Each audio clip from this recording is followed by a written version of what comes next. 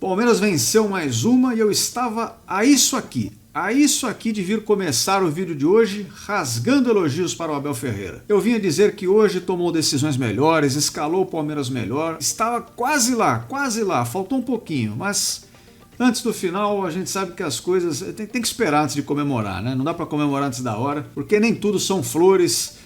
A gente precisa comentar algumas coisas no vídeo de hoje. Então vamos lá, pessoal, falar de mais uma rodada do Campeonato Brasileiro, falando já, obviamente, desta vitória do Palmeiras jogando em casa, no Allianz Parque, 2-0 sobre o Bahia, uma vitória que é muito importante, que deu sinais de esperança, de melhoras do time, mas também deixou alguns sinais de sempre que confirmam para nós que algumas coisas estão erradas e precisam ser corrigidas. Então eu vou, obviamente, começar falando da parte boa, que o Palmeiras venceu, para começar o vídeo mais bem-humorado também, até porque vitórias assim do Palmeiras no domingo, final de tarde, começo de noite, já dão aquela aliviada na semana, né? Já fica mais leve, tira um peso de cima, a gente já fica mais animado. Então vamos lá, pessoal. O adversário de hoje, o Bahia, era um time que sabe jogar bola, tem um meio-campo interessante, com jogadores que sabem trocar passe e chegar ao gol adversário. Então é um time perigoso, se você der espaço, como o Palmeiras inclusive até deu, a gente sofreu algumas finalizações muito perigosas. Se não fosse o Everton ali salvando umas bolas, o Palmeiras teria tomado gols, até mesmo enquanto estava 0-0. Então antes do jogo, eu reputava o Palmeiras como favorito. Sim, mas é um jogo perigoso para ficar atento, era um jogo para ficar de olho, como é que o Palmeiras começa, como é que o jogo se desenrola, para a gente calibrar a expectativa à situação real. Bom, e para minha surpresa, o Palmeiras até que começou bem o jogo. O Bahia tem uma proposta muitas vezes de jogar mantendo muito a posse de bola, trocando passes, como eu mencionei, e o Palmeiras não deixou isso no primeiro momento. Pelo contrário, quem ficou com a bola foi o Palmeiras, foi uma posse de bola com intensidade. Durante os 25 primeiros minutos, o Palmeiras foi claramente superior na partida, embora não tenha criado assim grandes chances muito claras, mas frequentou o campo de ataque, ficava sempre ali beirando produzir aquele lance mais decisivo, não chegou a fazê-lo, mas demonstrou domínio do jogo. Então, só de ter anulado a equipe do Bahia já é um bom começo. Após esses 25 primeiros minutos, aí o Palmeiras baixa um pouco de ritmo, até pela intensidade física, e aí o Bahia até chega a uma chance ali inacreditável que o atacante do Bahia perdeu um gol.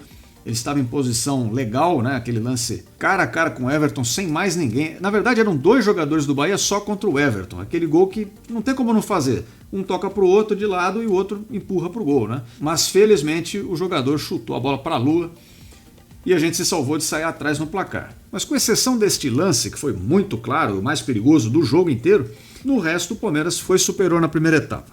Ao que a gente pode acreditar essa superioridade? Em parte ao Abel Ferreira, que começou o jogo abrindo mão de alguma teimosia. A gente começou com o Mike pela direita ao invés do Marcos Rocha. Só aí o Palmeiras ganhou poder de marcação e uma presença física mais intensa pelo corredor do lado direito. Então ajudou o Palmeiras defensiva e ofensivamente. É um bom começo. Segunda coisa, não tivemos dobras de lateral. O Palmeiras começou em campo com o Mike, que seria o lateral direito, e o Piquerez, que embora ele tenha mais liberdade e faça o papel de ala na maior parte do tempo, mas é o único lateral em campo. Então, com um lateral na direita e um lateral na esquerda, o Palmeiras começa bem, joga melhor que o Bahia, e é isso que nós queremos ver. Era um começo de jogo promissor. Bom, como eu já falei para vocês, não comemorem antes da hora, porque até o final do jogo, essa situação sempre tem ali alguma coisinha a mais, né? Vamos lá. Bom, a gente parou naquele momento em que o atacante do Bahia perde um gol feito e, na sequência, o Rony tira um gol do Palmeiras ao impedido tirar uma bola. Na verdade, ele finalizou para o gol, né? E acabou fazendo um gol impedido, que anulou o lance, obviamente, mas a bola sobrava para o Flaco Lopes livre. Ele que não estava impedido, muito provavelmente, dentro da pequena área, teria feito o gol, ou tinha uma chance enorme de fazê-lo. Mas enfim, pela posição de impedimento, aquele lance foi anulado e parecia que o primeiro tempo ia acabar 0-0 mesmo, até que surge Estevão, que está carregando o Palmeiras nas costas, um negócio impressionante, o quanto ele cresceu de produtividade nos últimos 4, 5 jogos e o quanto ele tem sido decisivo. O Estevão deitou e rolou mais uma vez na partida, foi acionado o jogo inteiro e fez um golaço, né? Um contra-ataque ali, cobrança de escanteio, ali na área do Palmeiras, a zaga tira, o Aníbal Moreno acha o bom passe e o moleque dá aquela arrancada, corta para dentro, finaliza. Gol espetacular que deixou o Palmeiras na frente e assim acabou o primeiro tempo, com o Palmeiras com 1-0 no placar. Para a segunda etapa, aí sim o Palmeiras volta já pensando mais no resultado, diminui um pouco a intensidade, mas ainda assim joga bem, consegue durante um tempo equilibrar as ações, frequentava o ataque, ainda conseguia se defender, Mas aí começam as alterações, né? Que, obviamente, para quem tem assistido os últimos vídeos, eu não preciso nem dizer quais alterações foram. O Abel sorteia um jogador dentro de campo, às vezes é na zaga, às vezes é no meio campo, às vezes é no ataque, e põe um lateral.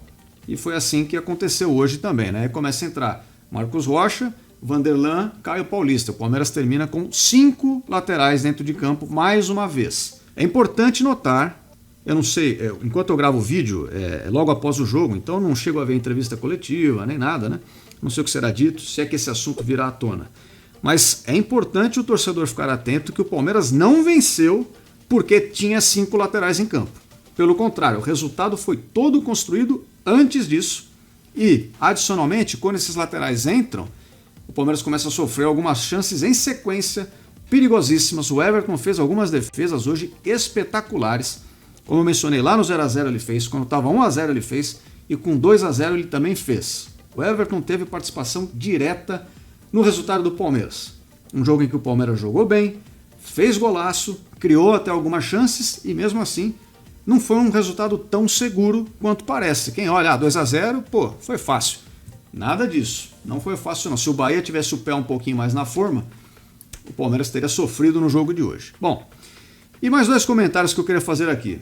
O senhor Piquerez, eu vi que do último jogo para esse, muita gente tem criticado o nosso lateral esquerdo porque ele erra cruzamentos. E é verdade, quem critica tem razão. Ele tem uma capacidade incrível de cruzar a bola sempre no zagueiro adversário. Ele chuta em cima do cara e acaba a bola nunca passando para onde interessa, que é para dentro da área para um atacante fazer o gol. E é verdade, realmente este fundamento do Piquerez precisa melhorar. Mas na atuação geral, eu até elogiei ele no último jogo. Eu vi que ele errou vários cruzamentos, é verdade, não está errado quem diz isso. Mas a atuação como um todo, a presença física, ele se apresentar ao ataque, ele cumprir o papel defensivo, ele buscar ali algumas jogadas com parceiros do lado de campo, ele tem feito isso de uma forma que é a que ele deveria fazer mesmo, tem feito bem. O problema é realmente este pezinho aí que precisa entrar na forma para colocar a bola dentro da área e não em cima do zagueiro adversário. Mas tem solução, tá? Dos problemas esse eu acho que é o menor que o Palmeiras tem, não é esse o grande lance. E mais um detalhe que eu queria comentar aqui, passando sobre essa partida, é a não entrada do Dudu em campo, mais uma vez. Porque o Dudu ele só tem entrado em roubada, né? Nos jogos em que o Palmeiras tem jogado em casa e tem vencido, foi contra o Bragantino, foi agora contra o Bahia, ambos os casos o Palmeiras já tendo feito 2 gols e tal, nesses jogos o Dudu não tem chance de entrar, não tem tido pelo menos. Agora, perdendo em Caxias do Sul para o Grêmio de 2x0, num gramado horroroso, aí o Dudu entra. Então, eu gostaria de ver o Dudu entrando também nos jogos em casa. Jogos em que o Palmeiras está vencendo. E não só nos momentos de roubada. Não só quando o Palmeiras está atrás no placar e precisa ter uma pressão maior, precisa buscar o resultado. Seria legal dar uma equilibrada nisso, no meu entendimento. Até mesmo para que ele recupere mais a confiança, o moral dele, que não deve estar dos mais altos. Enfim, acho que seria uma medida interessante. Vamos entender, por enquanto, que é só uma coincidência e não tem nada por trás disso, certo? Agora, se isso continuar se repetindo exaustivamente, aí a gente analisa de novo, conforme a situação pedir. E agora, pessoal, já vou dar sequência no assunto com vocês. Antes eu tenho um breve recado para você que está me acompanhando aqui pela primeira vez e quer receber mais vídeos, você pode se inscrever no canal. Se você gostar do conteúdo, deixa o seu like, que você me ajuda bastante. Para você não custa nada, mas para quem produz o conteúdo é uma força muito grande dentro aqui da plataforma. E por fim, você já sabe, eu deixo também uma série de links aqui na descrição com produtos licenciados do Palmeiras. Tem caneca, copo térmico, camisa de clube, camisa social, enfim, você pode dar uma olhada aí nos links na descrição. Comprando qualquer coisa através dos links na descrição, você também está contribuindo com o meu canal. E esse era o recado que eu tinha para você. Beleza, pessoal? Mas em geral foi isso. O Bahia deu algumas escapadas perigosas, chegou à frente do gol do Palmeiras e não conseguiu concluir. O Palmeiras foi muito mais eficiente e conseguiu fazer seus gols nas chances que teve. Então, o placar não se pode dizer que tenha sido injusto, não foi de maneira alguma, o Palmeiras mereceu vencer, mas com essas ressalvas. Terminou mais uma vez insistindo em 5 laterais dentro de campo, sofreu lances perigosos em vários momentos, que em outro tipo de jogo podem comprometer o placar, mas deu sinais de melhoria e a gente vê que algumas reclamações dos torcedores não são tão à toa assim. Porque enquanto o Palmeiras jogou como os torcedores pedem, o Palmeiras jogou bem, jogou melhor, teve mais chances, foi mais seguro.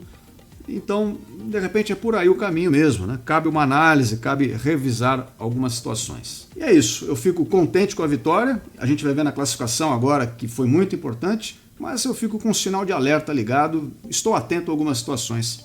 E agora, pessoal, vamos dar uma olhada então nos demais resultados da rodada, bem rapidamente, e dar uma olhada na classificação, porque o Palmeiras hoje sim conseguiu compensar a rodada anterior em que não havia vencido. Vamos dar uma olhada aí, ó. Nos jogos dessa rodada, o São Paulo venceu o Red Bull Bragantino por 2-0, Fortaleza venceu o Fluminense por 1-0, Cruzeiro atropelou o Corinthians por 3-0, ainda fez mais gol lá que foi anulado, Vitória venceu o Criciúma por 2-1 e o Palmeiras venceu o Bahia por 2-0. Virando a página, Flamengo e Cuiabá empataram em 1-1, resultado bom para o Palmeiras, Juventude pegou o Grêmio, jogo de grande rivalidade, meteu 3-0 no Grêmio, Internacional perdeu do Vasco da Gama por 2-1 e o Atlético Paranaense venceu o Atlético Goianiense por 2-1. Enquanto eu falo com vocês, o Botafogo joga com o Atlético Mineiro, mas esse jogo ainda não acabou.